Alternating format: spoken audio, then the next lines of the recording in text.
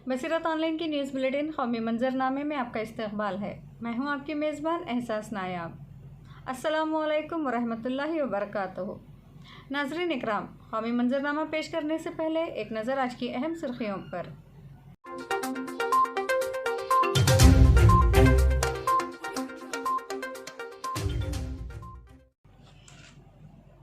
Doctor ज़फ़रुल इस्लाम खान को गिरफ्तार करने आई दिल्ली पुलिस के मंसूबे को मुकामी अफराद ने बनाया नाकाम।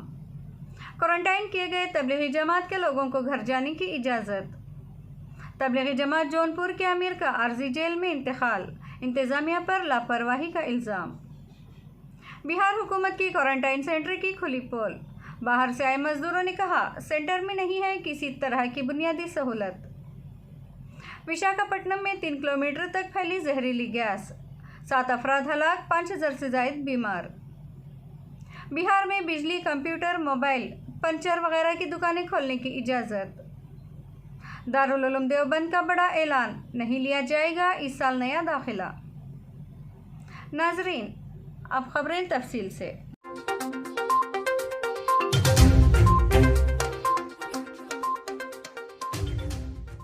दिल्ली पुलिस ज़फ़रुल इस्लाम खान को पूछगछ के लिए थाना ले जाने के मकसद से इनकी रिहाइशगाह पर पहुंची।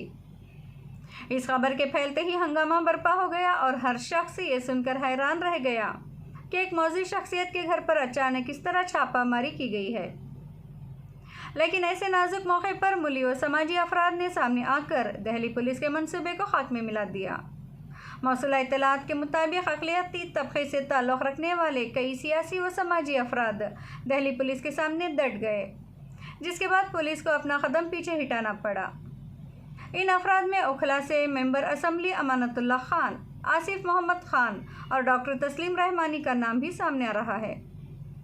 दिलचस्प बात यह है कि ये तीनों ही हस्तियां अलग अलग पार्टियों से ताल्लुक़ रखती हैं, लेकिन जब दिल्ली पुलिस ज़फ़रुल इस्लाम खान पर गलत तरीक़े से शिकंजा कसने पहुंची तो सभी मुत्तहद हो गए।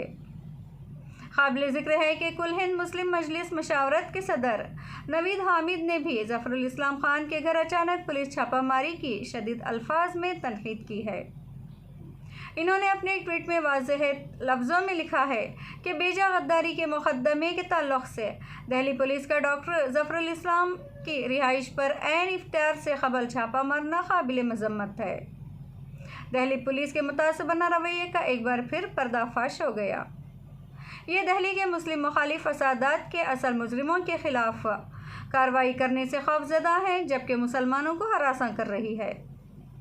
वाज़ेह रहे कि दिल्ली पुलिस ने डॉक्टर ज़फ़रुल इस्लाम खान की रिहाइश पर छापा इस FIR की बुनियाद पर मारा था, जिसे पुलिस ने वसंतगंज के रिहायशी की शिकायत की बुनियाद पर ताज़ीरात हिंद की दफ़ा 124A बगावत और 153A मज़हब की बुनियाद पर मुख्तलिफ ग्रोहों के माबैन दुश्मनी को फ़रोग़ देना और हम आहंगी को बिगाड़ने की नीयत से इक़दाम करना के तहत दायर किया गया है।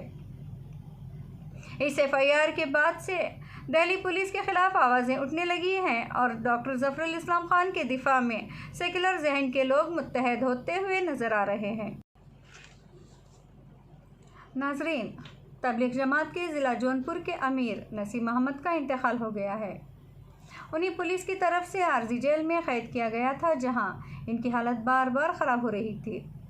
नसीम अहमद को इससे कबल 14 दिन के लिए क्वारंटाइन भी किया गया था, जहां कोरोना की तस्दीक न होने के बावजूद उन्हें कैद कर लिया गया था। इन पर बांग्लादेश से आई जमात को पनाह देने और मालूमात छुपाने का इल्ज़ाम था। इधर नसीम अहमद के अहले खाना ने इंतज़ामिया पर सख्त इल्ज़ाम आयद करते हुए कहा है कि इनके इलाज में लापरवाही बरती गई है। इत्तला के मुताबिक 65 साला अमीर जमात नसीम अहमद का मंगल को देर रात इंतकाल हुआ था। उन्हें शुरू में क्वारंटाइन सेंटर में रखा गया था, जहां कोविड-19 के लिए इनका मुआयना भी किया गया, लेकिन रिपोर्ट मुनफी आई थी। इसके बाद उन्हें जौनपुर इंतज़ामिया ने वबाई क़ानून के ख़िलाफ़ वर्जी का इल्ज़ाम आयद करते हुए स्कूल में कायम की गई आर्जी जेल में कैद कर दिया गया। इधर नसीम अहमद की वफ़ात के बाद अहले खाना और मकामी लोगों में सख्त गम व गुस्सा पाया जा रहा है। इनकी कुछ वीडियोस और तस्वीर भी सोशल मीडिया पर वायरल हो रही हैं, जिनमें कहा जा रहा है कि इनके इलाज में कोताही बरती जा रही थी। एक मीडिया रिपोर्ट के मुताबिक वीडियो में अमीर जमात के साथ इनके अहबाब अस्पताल में मौजूद हैं और इनको इमरजेंसी वार्ड में देखने वाला कोई डॉक्टर मौजूद नहीं है। जौनपुर के रिहायशी मोहम्मद रियाज ने फेसबुक पर अमीर जमात की मौत के ताल्लुक से ज़िला इंतज़ामिया पर कई सवाल खड़े किए हैं। इन्होंने कहा, मरहूम नसीम जब दिल्ली मरकज़ में शामिल नहीं थे, फिर इन पर झूठा और फर्जी मुकदमा क्यों किया गया? 2 बार इनकी कोविड-19 रिपोर्ट मनफी आई, फिर भी उन्हें छोड़ा क्यों नहीं गया? जब इन्होंने इंतज़ामिया का पूरा साथ दिया, फिर इनका इलाज बर वक्त क्यों नहीं करवाया गया? इस मौत का जिम्मेदार कौन है? नाजरीन, आंध्र प्रदेश के विशाखापट्टनम में एक फार्मा कंपनी से गैस लीकेज का मामला सामने आया है। जहरीली गैस लीकेज वाक़ये की वजह से एक बच्चा समेत 7 लोगों की मौत हो गई है। एक रिपोर्ट के मुताबिक 5000 से ज़ायद अफराद बीमार बताए जा रहे हैं। मीडिया ज़राए से मौसूल हो रही खबरों के मुताबिक विशाखापट्टनम के आर वेंकटपुरम गांव में एलजी पॉलीमर कंपनी से जहरीली गैस लीक हो गई, जो आसपास के तकरीबन 5 गांव में फैल गई। इससे कबल सुबह 3 लोगों की मौत की खबर आई थी और बताया गया था कि कमोबेश 200 अफराद बीमार हैं, लेकिन ये तादाद काफ़ी बढ़ गई है। पीएम नरेंद्र मोदी और मरकज़ी वज़ीर दाखिला अमित शाह ने इस हादसे के ताल्लुक़ से अपना अफसोस भी जाहिर किया है और हर मुमकिन मदद की यकीन दहानी भी कराई है। रियासती डीजीपी ने वाक़ये के ताल्लुक़ से अपने बयान में कहा है कि अब तक 7 लोग हलाक हुए हैं, जिनमें से एक शख्स भागने की कोशिश में कुएं में गिर गया। गैस आज सुबह तकरीबन 3:30 बजे लीक हुआ। इलाके में बचाव और राहतकारी काम जारी है। लॉकडाउन के सबब प्लांट बंद था और गैस रसाव के असबाब का पता किया जा रहा है। बताया जाता है कि लोगों के बीमार पड़ने और गैस रसाव वाक़ये की खबर से शहर में माहौल कशीदा हो गया है। इंतज़ामिया ने आसपास के कुछ गांवों को फौरी तौर पर खाली करा दिया है और हालात को संभालने की कोशिश हो रही है।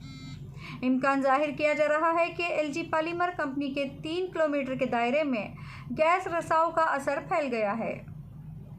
वाक़ये की खबर मिलने के बाद मौके पर पुलिस, फायर ब्रिगेड और एम्बुलेंस पहुंची और बचाव काम शुरू किया गया। खबरों के मुताबिक गैस रसाव के बाद लोगों को आंखों में जलन और सांस लेने में परेशानी होने लगी, जिसके बाद कुछ लोग इलाज के लिए डॉक्टर्स के पास भी गए।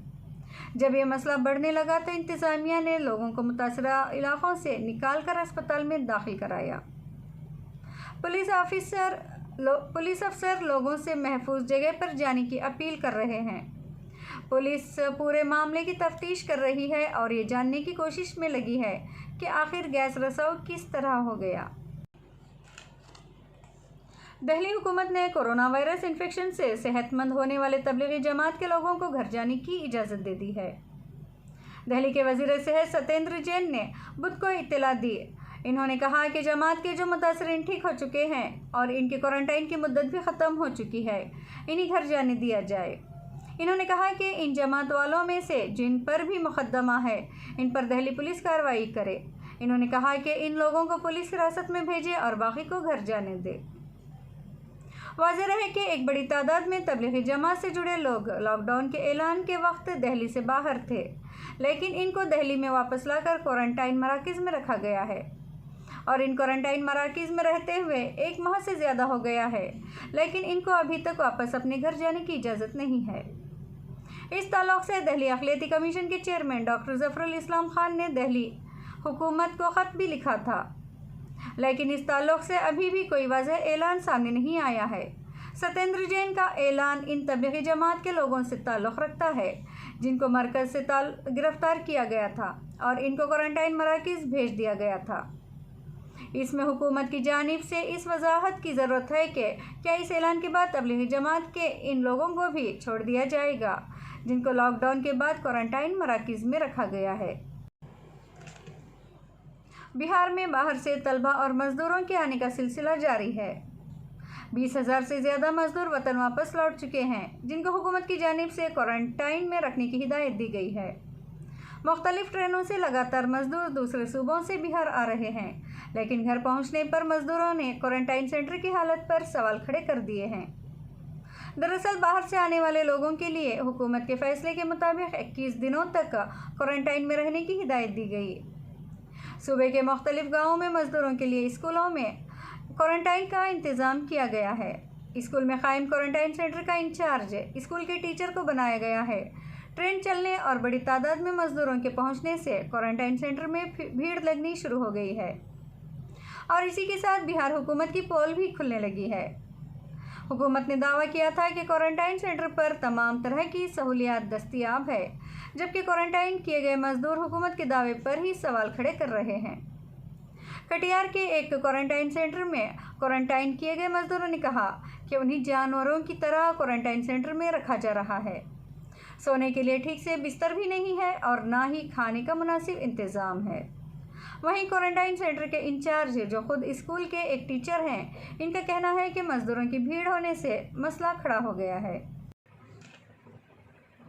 बिहार में रियासती हुकूमत ने लोगों को बड़ी राहत देते हुए कुछ दुकानों को खोलने की इजाज़त दी है।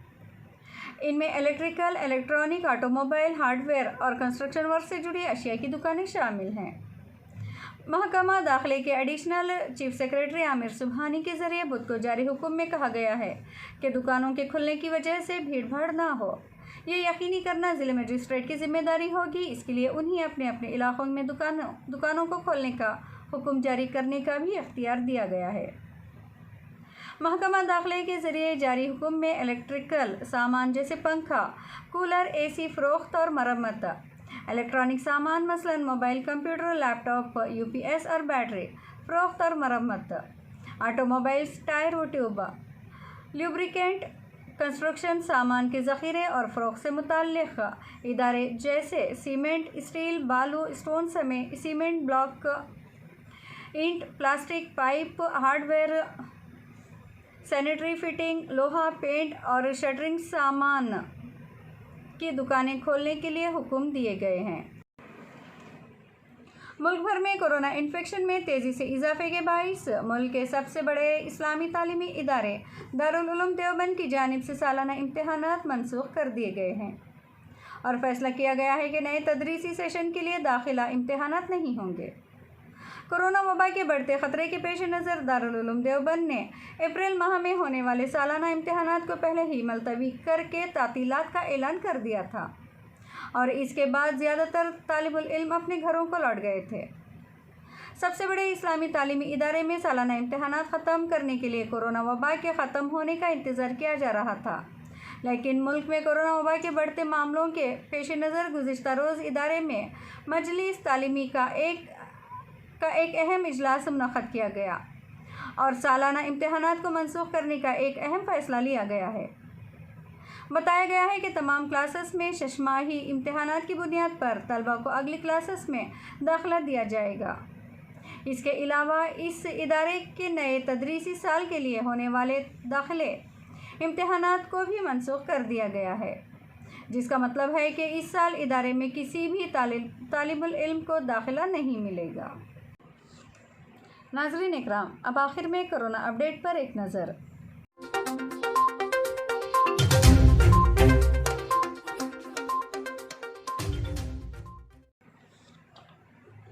कोरोना से होने वाली अमवात में मुसलसल इजाफा। अब तक 1790 अफराद हुए कोरोना के शिकार। मुतासरीन की कुल तादाद 53,000 से ज़ायद। 3,561 नए मामले दर्ज किए गए, जबकि 15,393 मरीज सेहतयाब होकर घरों को लौटे। पूरी दुनिया में मरने वालों की कुल तादाद 2,65,000 से ज़ायद। मुतासरीन की तादाद 38,36,000 से पार, जबकि पूरी दुनिया में शफायब होने वालों की तादाद 13,08,000 से ज़ायद। ताज़ा तरीन अपडेट के मुताबिक मुल्क में अब तक कोरोना से मरने वालों की तादाद 1,790 हो चुकी है। गुज़िश्ता 24 घंटों में 3,561 नए मामले दर्ज किए गए हैं, जबकि 79 अमवात हुई हैं। अब तक मुतासरीन की कुल तादाद 53,175 हो चुकी है। वहीं एक अच्छी खबर ये भी है कि अब तक 15,393 मरीज सेहतयाब होकर अपने घरों को लौट चुके हैं। ताज़ा तरीन एदाद-ओ-शुमार की रोशनी में सबसे ज़्यादा मुतासरीन महाराष्ट्र में पाए गए हैं, जहां मुतासरीन की कुल तादाद 16,758 हो चुकी है और मरने वालों की कुल तादाद 651 तक पहुंच चुकी है। सिर्फ गुज़िश्ता 24 घंटों में महाराष्ट्र में 1,233 नए मरीज सामने आए हैं और 34 अफराद की मौत हुई है। इसके बाद 6,625 मरीजों के साथ गुजरात मुल्क में कोरोना से मुतासर रियासतों में दूसरे नंबर पर है और 5,532 मरीजों के साथ दिल्ली तीसरे नंबर पर। कोरोना से होने वाली अमवात की बात करें तो सबसे ज़्यादा अमवात महाराष्ट्र में ही हुई हैं, जबकि मौत के मामले में गुजरात दूसरे नंबर पर है जहां अब तक 396 अमवात हो चुकी हैं। मध्य प्रदेश तीसरे नंबर पर है जहां अब तक 185 लोगों की मौत हो चुकी है। वहीं 65 अफराद की मौत के साथ दिल्ली चौथे नंबर पर है। वाज़ेह रहे कि हिंदुस्तान जैसे कसीर आबादी वाले मुल्क जहां 1 अरब 35 करोड़ से ज़्यादा लोग बसते हैं, अब तक सिर्फ 13,57,000 कोरोना सैंपल का ही टेस्ट हो पाया है, जो कि अपने आप में काबिल तशवीश है। Indian council of medical research की रिपोर्ट के मुताबिक अब तक 13,57,413 कोरोना सैंपल ही टेस्ट हो पाए हैं। नाज़रीन इकराम, आज के बुलेटिन में बस इतना ही है। अगर आपने अभी तक हमारे चैनल को सब्सक्राइब नहीं किया तो इसको सब्सक्राइब ज़रूर करें। ताज़ा तरीन खबरों के लिए बेल आइकन दबाना ना भूलें। इसी के साथ हर वीडियो को लाइक, कमेंट और शेयर भी ज़रूर करें। देश और दुनिया की खबरें तफसील से पढ़ने के लिए और इसके अलावा मुख्तलिफ मौज़ूआत पर मज़ामीन और हालत हाज़िरा पर तज़िया का मताला करने के लिए आप हमारी वेबसाइट www.basiratonline.com पर तशरीफ़ लाएँ और अपनी दिलचस्पी के मौज़ूआत से इस्तिफ़ादा करें। फेसबुक पर ताज़ा तरीन खबरें और बसीरत ऑनलाइन के अपडेट से वाकिफ़ रहने के लिए आप हमारे फेसबुक पेज बसीरत ऑनलाइन को ज़रूर लाइक करें। अब आप अपनी मेज़बान एहसास नायब को दीजिए इजाज़त। इंशाल्लाह फिर मुलाकात होगी। अस्सलामु अलैकुम।